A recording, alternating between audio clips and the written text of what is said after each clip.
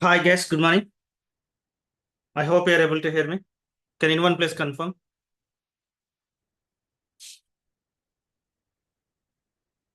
Yes. Yeah, perfect. So till last session, we talked about data factory. Let me take my pen. Yeah. So till last session, we talked about Azure Data Factory and we have seen how we can ingest the data from the different data sources and how we can load the data into the target. And we also applied transformation with the data flow. We have come across it. But most of the companies are doing a data transformation with Databricks. Most of the companies are doing with the Databricks. So that means they're using a PySpark. They're using a PySpark in order to do the transformation.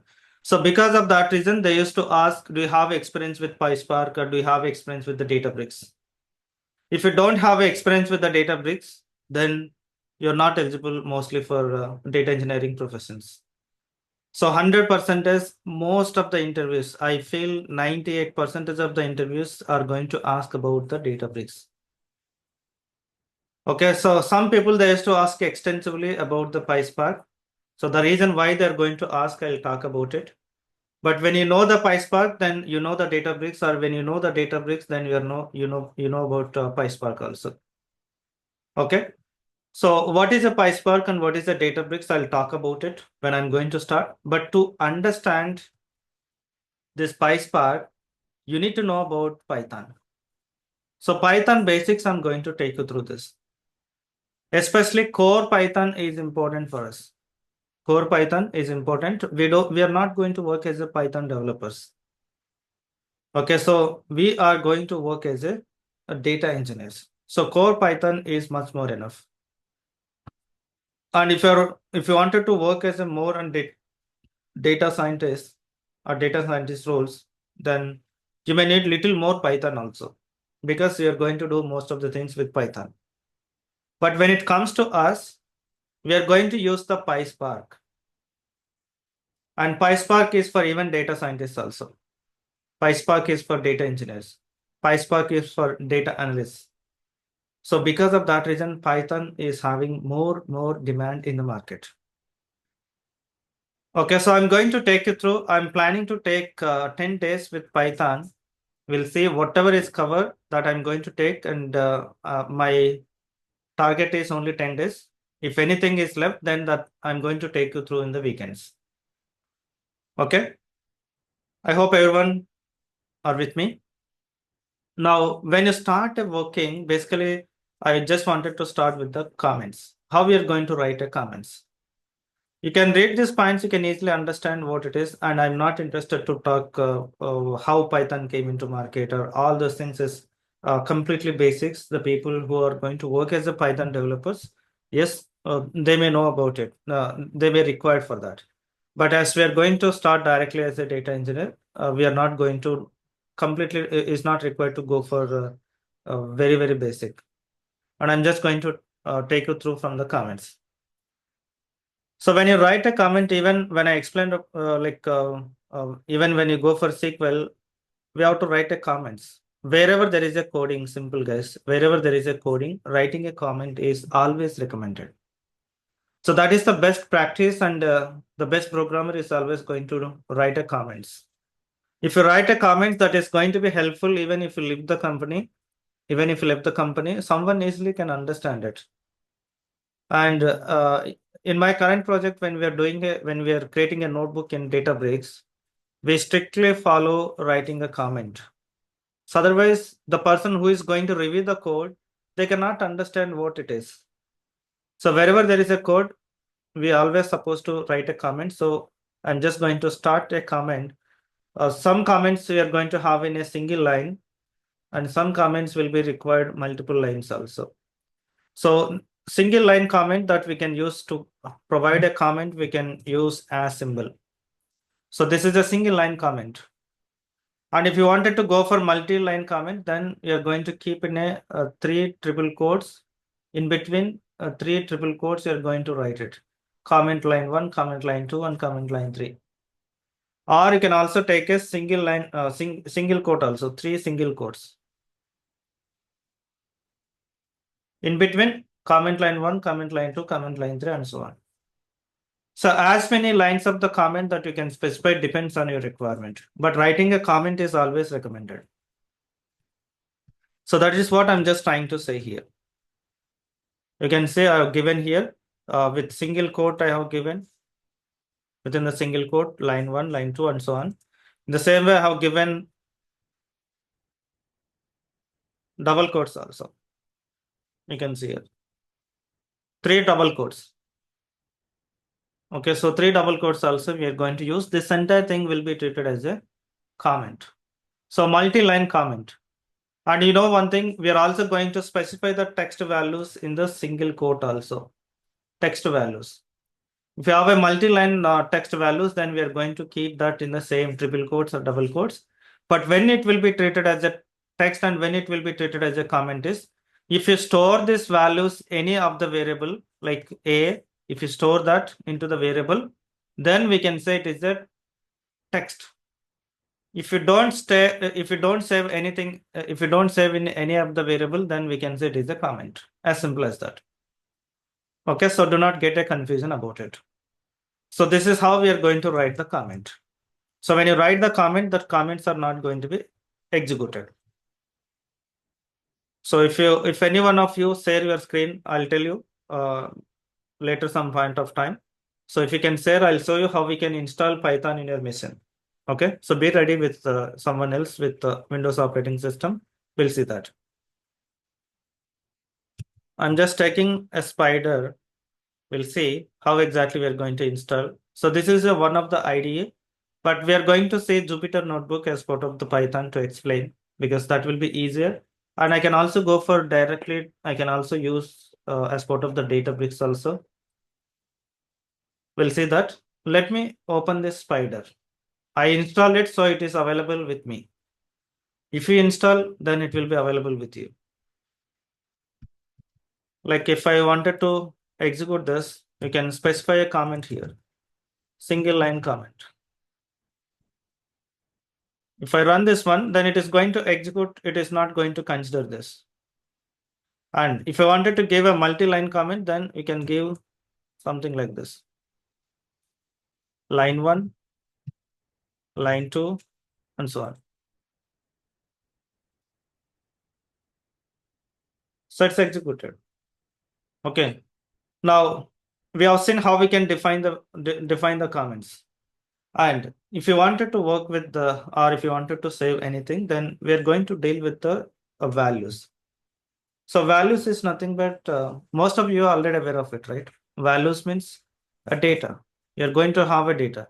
So the data may be having a number data, or the data may be having a non-numeric. So generally there are 2 different types of values. One is numeric values and non-numeric values. So without decimals, we can say here 5, 10, 100, 20, 25, and so on. So this is without decimals. With the decimal numbers, you can say 5.5, 10.25, and 100.02, something like that. So these are all the numbers, numeric, we are going to have it. And we already seen a non-numeric is we are going to have a text values, like Bhaskar is a text value. Okay, so and combination of the text and numbers, like if we say ABC 1, 2, 3, then it is a text and numbers we're having, and special characters we know about it, like as or ampersand or any symbols that we can take it. All these things we can say values. So values are going to be there in the form of text, numbers, and so on. Now, if you wanted to store these values, we should know about variables. Okay, so concept is very important. Even if you go for SQL also, there may be variables. Of course, there is a variables. In Data Factory also, we have seen variables, the way of how we can define the variables. So tool to tool or service to service is going to be having little difference, but the purpose of the variables is 100% is same across the places. So variables are used to store the values and its locations in the memory. In Python, variables are dynamic. Let's say when I say a equals to 10, I'm not specifying the data type here. So it's going to take the data type automatically. Even if you don't say that is 10, that is number, Python is having a capability to identify it. So variables are very, very, very important for data engineers case. So not only for data engineers, whoever is going to deal with the data is 100% is required. And it is the base concept of your Python. Okay, so how we are going to declare the variables is by using the equal sign operator. So a equals to 10, this is a assignment operator. Assignment operator. And how can we treat that is a equal operator means 2 times will be there. This is a equal operator. In the data factory also we have come across the same to same. Okay, so this is how we are going to define the variable. And example I have given x equals to 10 and name is nothing but this particular name is nothing but identifier in the Python. That means a is identifier. So variable is identifier. Okay, so what are the identifiers I just given here? Some options. Variable name is identifier, class name, module name, library name, column name. So I just gave some few things here. So there are some rules and regulations are there here. I have given some rules to specify the variables. You can go through this, you can read them, you can easily understand. That's not much difficult for you. My God. Yeah. So you can easily understand characters should start with A to Z and variable accepts only underscore symbol and a variable name cannot start with a number. So it should not be a number. Like let's say, for example, a name, when I say name is acceptable, but when I say 1, 2, name, so this should not start with the name. This should not start with the number. So you can go through this, go through this points, you can understand what we can do it. And this is 100% case sensitive in Python. So that means name and capital name, something like this. These two are not same. You can store a value here and I can also store a value here. So that is possible. Okay, so you can see the list of keywords. You just search in a Google, you can find the list of keywords. So I'm not displaying all the keywords here, but you can try. And keywords are not going to be used as part of the variables. Let's say, for example, there is a if. If is a keyword. So you cannot use this if to store the value. So name is not a keyword, so you can use the name. So that is how it is going to be there.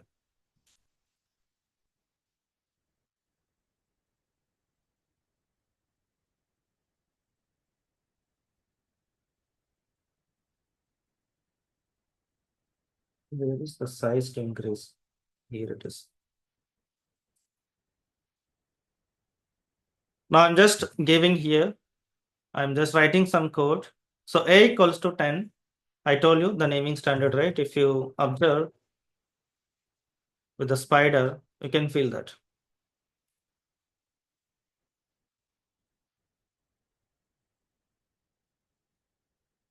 It's not responding. So a equals to 10. You can see what type of data it is. It is automatically taken 10. So I'll talk about the data types. So here I'm just keeping a equal to 10 and print of a. And capital A equals to 20 and print of capital A. Now just observe how exactly it is going to be executed, and you can see A is 10 and B is A is 10 is printed, and this one also is printed. I mean, lowercase a is different and capital A is different. So address of this variable is different and address of this variable is different. So because of that reason, we are having a different values. So it is 100% is case sensitive. 100% it is case sensitive. So these are all the variable declaration I have given here. A equals to 10, capital A equals to 100, and A plus 10. A plus 10 means what value we are going to get? What is the value of A? It is 10, right? So 10 plus 10 is going to get a 20 if I use A plus 10. And capital A plus 10, capital A, how much it is there? It is having 100. So 100 plus 10 is going to get 110. Underscore A equals to 10.5. It's a whatever you're going to give a underscore when you declare the variable, that will be treated as a private variable. So that's not going to be visible for others. Okay, so that is about the private variables here, and print underscore private is going to be printed, and underscore plus 10 is accessible. Okay, so let me show you here.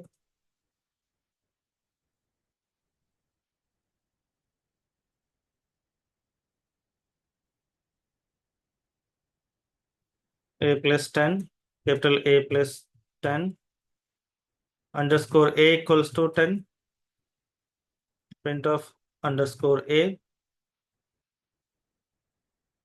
You can see. Okay, so it is not getting executed. Some options are there to run cell.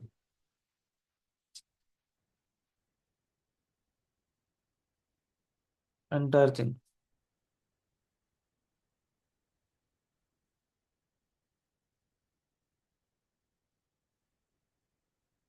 Use this one so you can see. So print underscore A is giving the value. Okay. So underscore starting with the underscore, that will be treated as a private variable.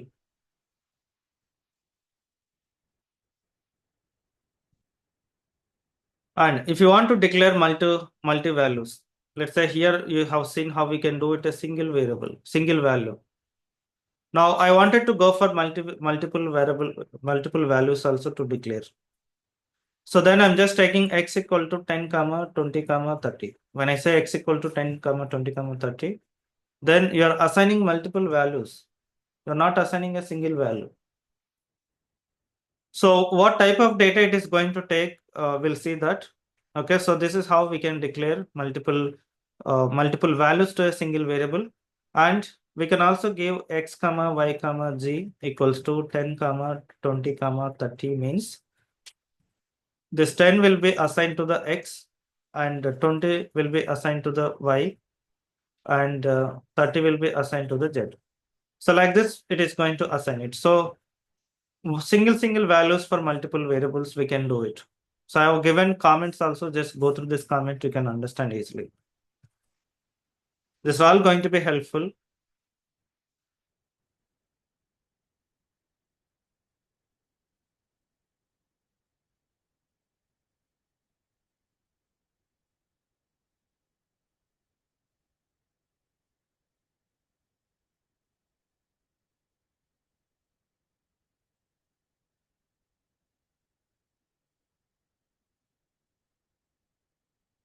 The same page.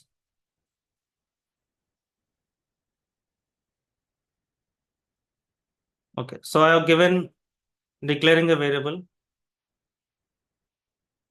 So delete means it is going to delete the variables. So basically delete is going to remove a variable. Okay, so we don't use it, but basically for just understanding I have given. And print will be used to print the result. So this we are going to use very frequently at the time of development. At the time of development, we are going to use this. And in the production also, we are going to use sometimes. Because when you go for metadata details, we need to see how metadata details are getting, and is there any duplicates or not. So how many records are loaded from the source? These kind of things, there is a chances to see in the even prompting also in the console. So if you want to get it, then how you are going to do it, that I have given. Print is used to print a result. If you want to debug anything, then you have to use the print statement or print function. So how to print a single value I've given? Print of 10 is going to print a 10. So all the values, all the different possibilities I have given here, you can see. I'm just going to write it here. Print of 10 is going to print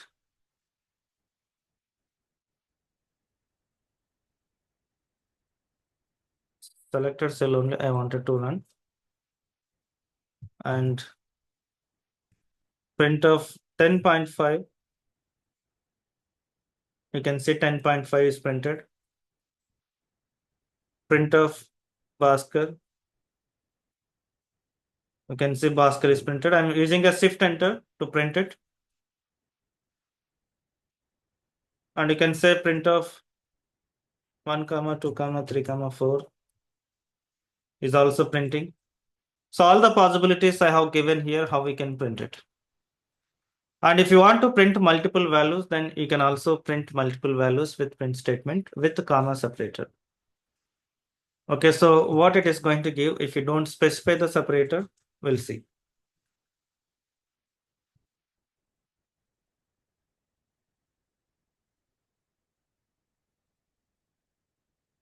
Print of 10, 20, 30. So here it is getting a space is a separator between the values, and you can also specify print of 10, 20, 30, and you can have a separator here. Separator equals to, so when the moment to type it, the spider is going to support the IntelliSense. So you can specify the what separator you wanted. If I need a comma separator, then I can also take a comma separator. Now you can see here what separator we have it. So by default, it is going to take a space is the separator, but we can specify the comma is a separator also. So that is what I'm just trying to say here in this place. And I wanted to declare a variable. Let's say a equals to 10. Print of a is going to get the 10. We can see here 10. And print of, let's say, I wanted to say a equals to 10 or a is 10. So if you wanted to say that, we can use you can use the name of the variable as part of this print statement, something like this. Print of a value, something like this. You can specify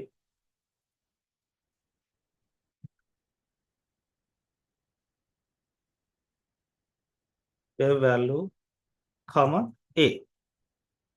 So a value is going to print as a text and comma with this value. So that means 10, 20 that we are printing, right? So however you are printing this 10, 20, however you are printing 10, 20, in the same way, you are going to take a, this entire thing, you just imagine a, this entire thing, I mean to say 10, and this entire thing, you just think about 20. So comma separator, you're passing the values, right, to print it. In the same way, the value, a value is going to print in the console, and then 10 will be printed for, because a is having a 10 here. So that is how it is going to do it. You just execute this one and see the result. You can see here, a value 10.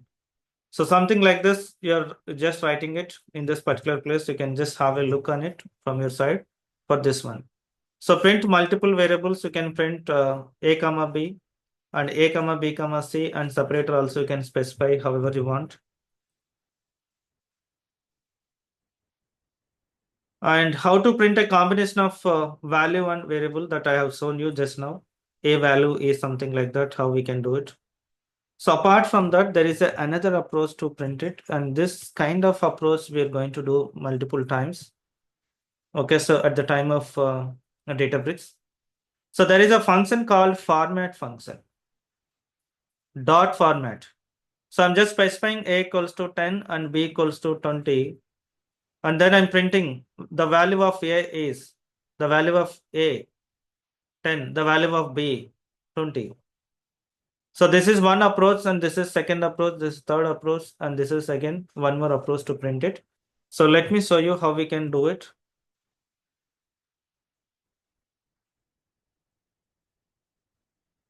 A equals to 10, b equals to 20, print of the value of A colon comma A is going to print the A value, right? Just shift enter. Now I can see the value of A is 10. The same way, I can also use the value of B, comma, the value of B colon, comma B. You can see the value of A is 10 and the value of the B is 20. This is a normal approach, and you can also use dot format also. Dot format also you can use to print the value. So you can specify a positional parameters. So whenever you're going to use this positional to specify the value, then later you can pass the value for that. Later you can pass the value for that. So whenever you're going to specify this, then make sure we are going to use the dot format function. Dot format function we are going to use to pass the value. Okay, so let me write it here.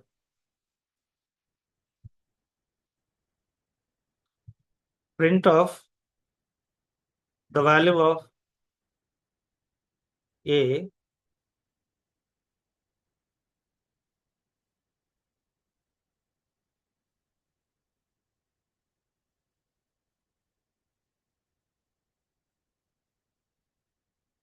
where it is I specified outside or inside only. And so when you keep this one, so that means it is going to take a position. The first position is going to be taken something like dot format. You can see the format is coming. And I'm just going to specify A.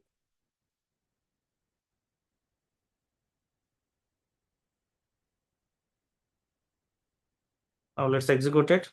You can see the value of A is 10. The same way, print of the value of B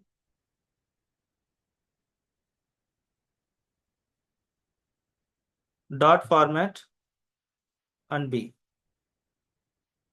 Now, if you execute this, then you are going to get a value of B is 20. But the same that I wanted to print in this, the way I printed here, the same way I wanted to print, then you can use print of the value of A colon percentage,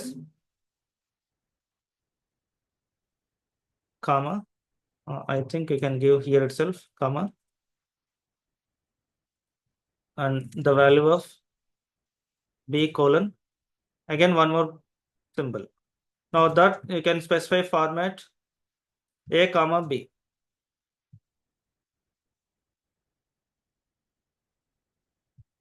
Let's execute it. Now you can see. So what happens here is,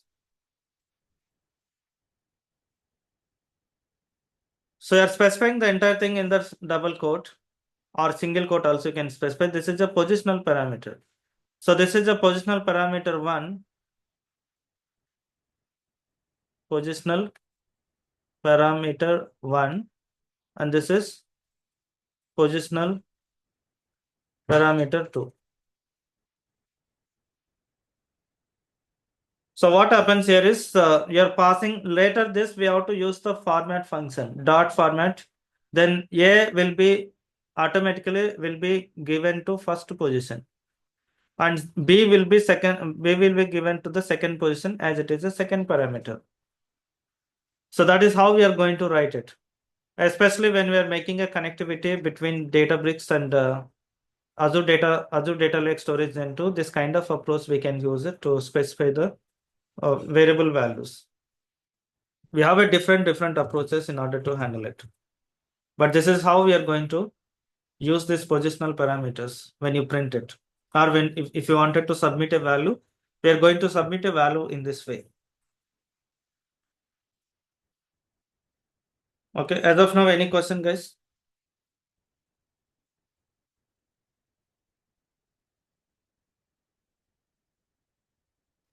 And then, yeah, so the next thing very important is the data types. So till now, what we have seen how we can declare the variables. So declare of the variables we have seen. Sir, Please, yeah, please tell me. you have assigned a variable for multiple values. How it will work, sir? X is equals to 10, 20, 30. Okay, let me show you that.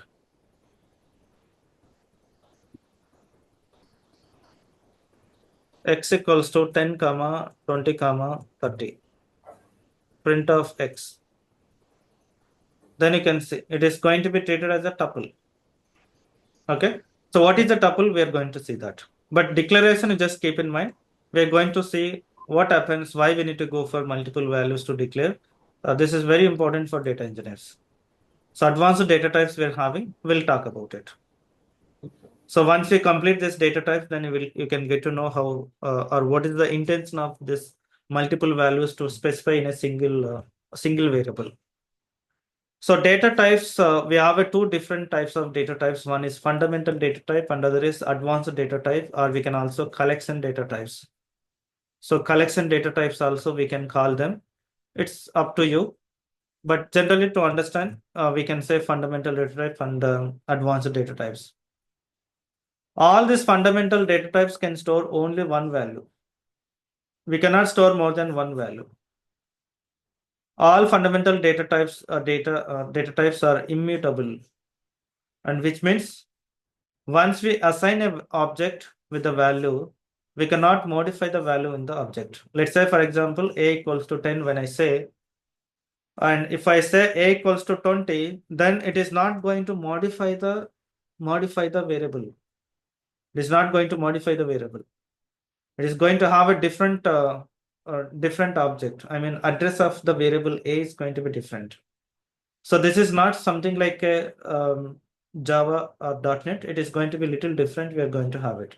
So when I say a equals to 10, what happens is a memory will be created and the name of the variable is a, and 10 will be stored here. And the address of this is, just imagine, 1, 2, 3, 4, 5.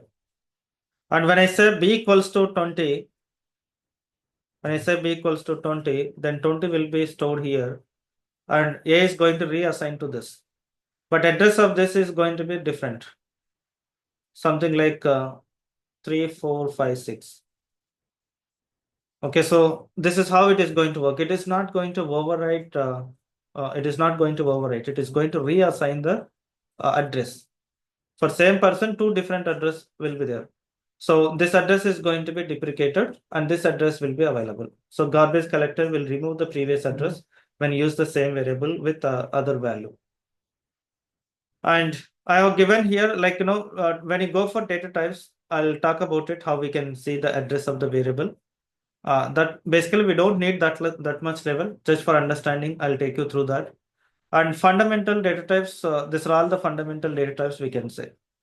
Integer, to specify the int numbers. Like this 10 is an integer, so we can say it is an integer, and float we are going to have it to specify the float data types. We are going to have it 10.5, and complex is not required. You can just ignore it. And bool data type is going to specify true or false, and strings will be there that will be used that we can specify str, and we can keep in a double quote or single quote. And how we can define all those things, we're going to see it. So these are all the fundamental data types, and they are all immutable objects. That means immutable means it's not possible to modify the values. We cannot modify the value of the variable. So if we wanted to modify the values of the variable, then what data types are there? We'll see that. I have given the list of advanced data types also. We are going to talk this data a little later. And here I have just given advanced data types or collection data types. As I said, these are all very, very important for us. So whenever you are going to deal with the data 100%, you should be aware of all these 4 different data types. So then you can easily clear the interviews. Okay, so list is one of them. We can specify the list of values. Collection of values we can specify. Let's say, for example, if you take an employee table, we have come across multiple times as part of the data factory. You'll be having employee number, employee name, job, salary, right? So multiple columns you're having it. If I wanted to store the entire row value, then how you're going to store the entire row value? If it is this data types can be stored multiple values. you cannot store it. If it is a fundamental data type, you cannot store it. And this is having a number, this is having a text, this is having a text, and this is having a float. So different data types we are having. So if you have a different data types, then you cannot store with the fundamental data types. You can store only with the advanced data types.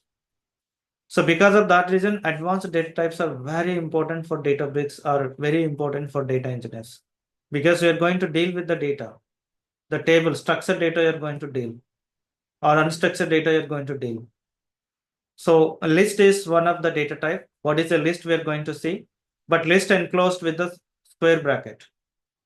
And tuple, we have seen just now, the tuple will be there with the normal brace. Whatever is there within this brace, we can say it is a tuple. And set is going to be there within the square, within the flower braces. And dictionary is going to be there also within the same flower brace, but we are going to have a key value pair. We'll talk about each and every individual little more in detail. But intention of this collection data types or or advanced data types is to handle the data is like this. Because you have to transform the data, or you have to read the data in this way. Then definitely we require collection data types. And these are very important for RDD API, resilient to distributed data set. We are going to talk as part of Databricks so that you can understand it. Okay, so let me open one more. So this PDF file is having something here. I just kept one of the entry question I faced, so I just kept it here. For time being, you just ignore it. When time comes, I'll talk about it. This is one of the entry question I faced when I'm attempting.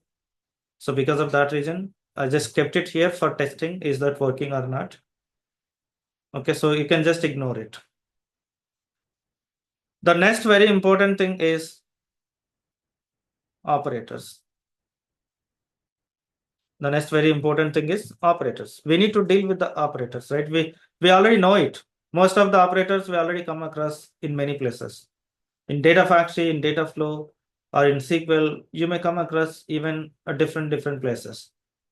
But how we can use them in the Python is important, or how we can use them in the Data Factory that we already seen. So one of them is arithmetic operators, assignment operators, comparison operators, logical operators, membership operators, and identify operators. So you can go through them. Okay, so of course I'm going to take you through also. You can see at higher level, I'm just trying to explain here is because everyone is aware of it. So these are all arithmetic operators. We can say, like, if you wanted to do addition of A plus B, or A minus B, A multiplied by B, and A divided by B, or A double S B, and A modulus B, something like this, we are going to do it. So these are all the arithmetic operators. So this is a division operator and this is a division operator. Both are divisions only. So one is with numerator and one is, one is with floating point and other is without floating point. So since we're already aware of all these things, we don't need to know about, I don't need to talk about each and everything. You can go through that. And execution operator precedence, most of you are aware of it. BATMAS we have it, right? The same thing it is going to have it. Now I've given here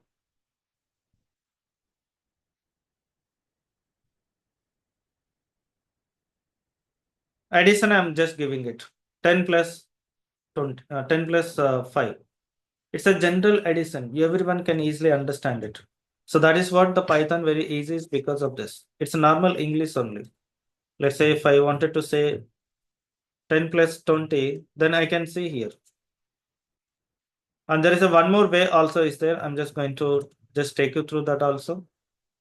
Command prompt.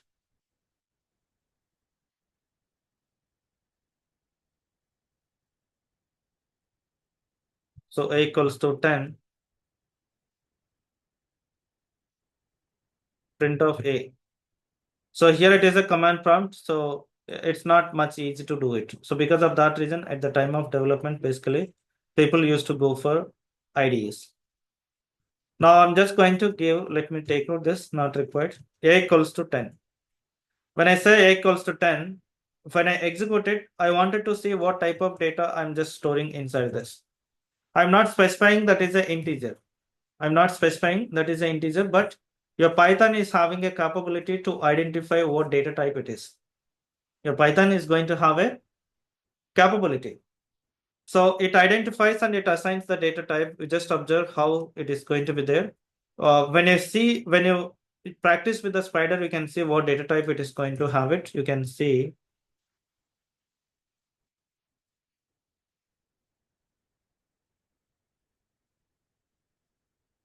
Where is this? Variable Explorer, refresh it.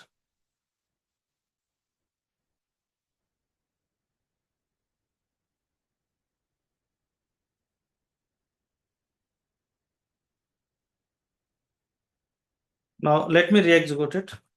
You can see what is the value you're getting here. The variable name is A. Now you can see the name of the variable. What is the data type? I'm not specifying, but it is having dynamic data type capability. 100% it assigns. So because of that reason, it is very simple and easy. And data type, you can see here int. What is the size of that? It is specifying. What is the value of the variable is having 10. Okay, so now I'm just going to take b equals to 10.5. Now you can see the name of the variable also you can see here b. The b is the name of the variable. And the value is a float, I mean data type. And value of that particular b is having 10.5. And if I take let's take other values, c equals to Bhaskar and d equals to true. That's more enough. Let's execute it. Now you can see the values here. So each and variable names it is showing, and what is the data type you can see here, c equals to, I'm just keeping in a double quote, it is showing as a string data type, str. So I already shown you. Fundamental data types, all these are the fundamental data types. So I'm just keeping a true here, capital T and true, you have to specify like this. So it is a bool data type, Boolean data type. Okay, so now I wanted to keep let's say I wanted to say 10 plus 20. So 10 plus 20, what is the value you're getting? For 10 plus 20,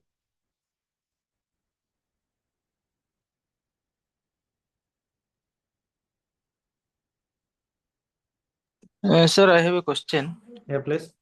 First question, if you can assign d equal to small true, so what is the error it is throwing? One more thing is that this is a tool from where it is automatically showing the data type, but if it is not a tool, I'll tell you in how the can it. I'll tell you. yeah, data type. Yeah, I'll tell you. I'll tell you. So this is easy to understand. So for that reason, I'm just taking it, but I'll tell you. Now, when I say 10 plus 20 is going to get 30, right? But what is the data type for this? Okay, so to know about this data type, we need to store this result into some variable. Then only can find the data types. Or you can use this, I think this out. We can take this opportunity to know it, but not sure how we can get this out 27. This result is assigned to this variable out 27. Let's try what is there, is possible or not. Print of out of 27. Now you can see there is a 30. I'm just going to say type of. You can see, right? Class int. So by using the type function, we can identify what type of data it is having. Okay. So the reason why it is getting output or input, something like this, is because we can identify if you don't specify the variable, then it is going to get in that way. You can see out 30. If we store this in the variable like x equals to, then the value is going to store in the x. Now I can say print of x is going to get oh my god,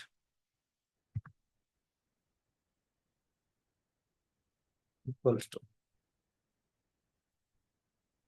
Let's execute and see the result here. Now if you see the x value, you can see variable is assigned. Variable x of type is integer and value is 30. Is that 30 is getting a plus b operation. So like that, I have just given some examples. You can just have a look on it. Subtraction, multiplication, division, and floor division, and modulus I have given, exponent I have given. You just have a look how exactly they're showing the values.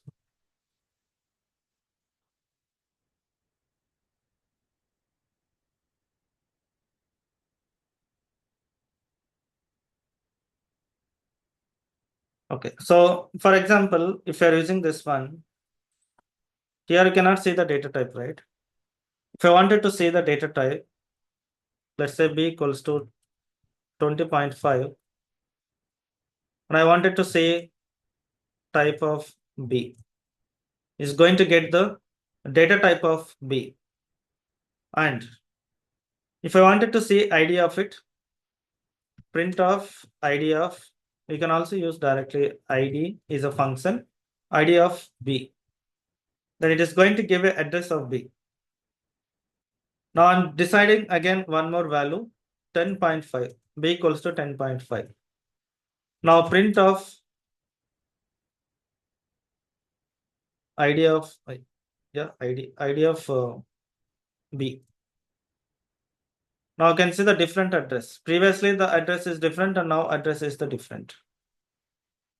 Because it's not overriding. It's I mean to say it is repointing to somewhere else. As I said, we're going to have a first a b that is having 10.5. That is fine. There is some address. This address is there for this. And later it is created one more value. We assign one more value 10.5. Sorry, here it is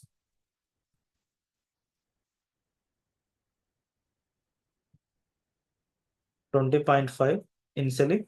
Later we kept it 10.5. So same, it's not the same value, it's a different value. So different value means this address is assigned for the same variable. And there is a one more approach also is there. Let's say for example, a equals to 10 and b equals to 10. Then ID of a and ID of b is going to be same. So variable, the value will be stored at one place and a is pointing to this place and b also is pointing to the same place. So only one time storage, not multiple time storages. So just observe, just for understanding, I'm just giving here a equals to 10, b equals to 10, print of, let's say ID of a and ID of b. You can see same address. Okay, if you have a same value, then address will be same, and if you have a different value for same variable, then address will be different. So like that, I just gave some examples here. And I have given an addition here. There is a chances to ask in the interview, like true plus true. What is the value? True plus true. So true will be represented 1. So 1 plus 1 equals to 2. You are going to get it. And a equals to 3.5 and b equals to false. So false means 0 and a multiplied by b is going to get a 0. And this example I have a equals to 3 and b equals to 0 and a divided by 0 is not possible division, right? I think divisible error, or you may have a let's see. Okay, so you can try this kind of just go through this, you can easily do it. A equals to 10 and b equals to false and c equals to a divided by b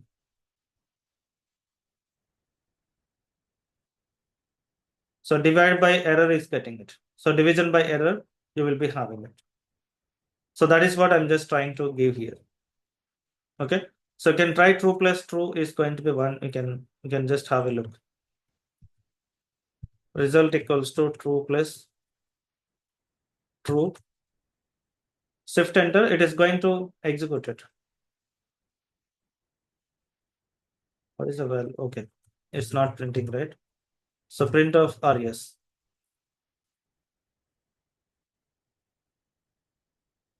So since I'm having an error here, it is getting, let's make this comment and execute it.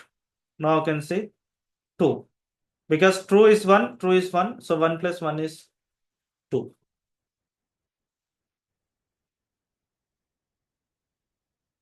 And then I wanted to talk about assignment operators. Assignment operators also, most of you already we came across as part of what I can say, as part of data factory. So assignment operators are used in Python to assign the values to the variable. So single equals is the assignment of variable, and this is equal and plus equal. That means a plus b. If you wanted to do it, then you can say a plus equal. Let's say c equals to a plus equal b, something like that. Okay, so I have given here. These are all the assignment operators. Okay, so whatever you feel easy that you can take it. I'm just taking x equals to 10. And when I print this x and id of x, you will be having some result. I'm just taking x plus 5. So x is already 10. And x plus 5 means you're going to get 10 plus 5. Result is 15. So 15 is going to get into the x again. X equal to x plus 5. X equal to x plus 5 means the result 15 will be assigned to the x back again. Just observe how exactly it is going to be there. X equals to 10 and x equal to x plus 5. And before that, I'm just going to print the ID of x. Now I'm just going to print again print of x. X comma ID of x I'm taking. And here also the same thing, x comma ID of x I'm just taking. Let's execute it and see the result. So x is 10. So 10 is printed here and address is given 704, last 3 digits, so just observe. And x plus 5 is 15 and 15 is reassigned to the x only. So you can see the address of this variable is same. Address of this is different because x is 10. So 10 is stored and x is assigned to this and some address is there. This is the address. 704 is the address. And then x plus 5 is 15 different values. So different value means it is going to take a different object. So 15 will be assigned for same variable. Now this is pointing to this with address called 864. And this will be removed by the garbage collector. Okay, so because of that reason, if you print the value, you're having a 15, not having a once you reassign, then it is going to have this one and this will be removed by garbage collector. And the same thing, I can also do it in a different way. This is how it is. X equals to 10 and same ID. And now I'm just saying x equal to x plus 5 we have written. The same expression that I can do it in this way, x plus 5. Sorry.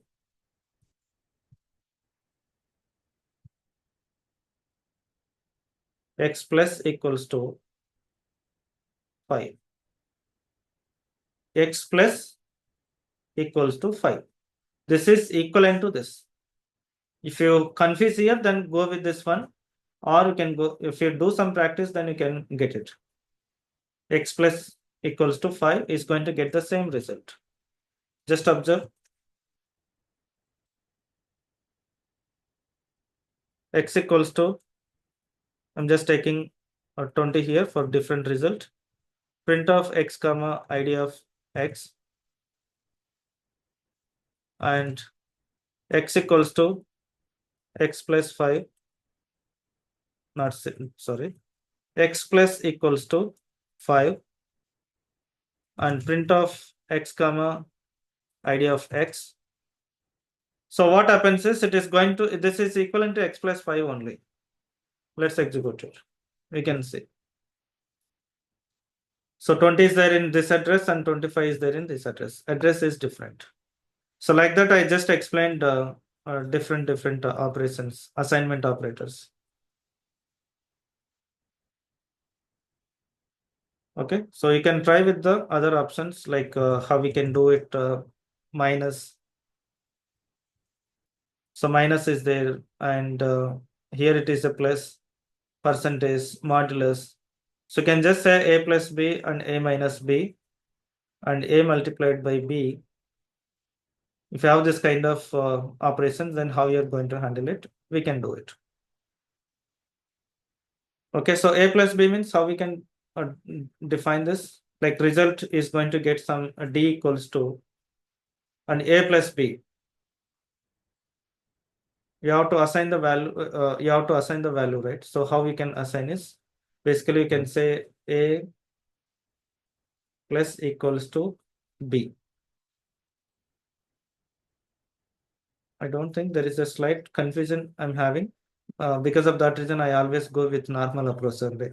So I prefer to go with this one, but just have a look, some practice on it if you wanted to go with this approach. Okay, so I'm stopping here, guys. I'll continue on tomorrow. I forgot to ask you to share the screen. Tomorrow, just remind me before starting talking about it. Just share your screen, because in my system, Python is already installed. I don't think I recorded this particular session to, I mean, installation. Installation is simple, just not more than 5 minutes it will take. So tomorrow I'll show you. Just share your screen. I'll tell you how we can install it. Okay. Sir, yeah, I have a question. Yeah, please. Sir, I think during initial classes we had a point to discuss about global variables. So We'll say global variable, how we can define in a Python. okay, sir. Okay, so we are going to see that. Is the global variable is related to this Azure Data Factory, or No. in Python? In Data Factory also we have it. At Yes, the time of project, we'll see in Data Factory. In data in Python also we are going to see. Somewhere I have kept it. I was meaning to ADF. Yeah. Okay. We'll see that. We'll see. Okay. Thank you. Okay, then we'll see on tomorrow. Thank you.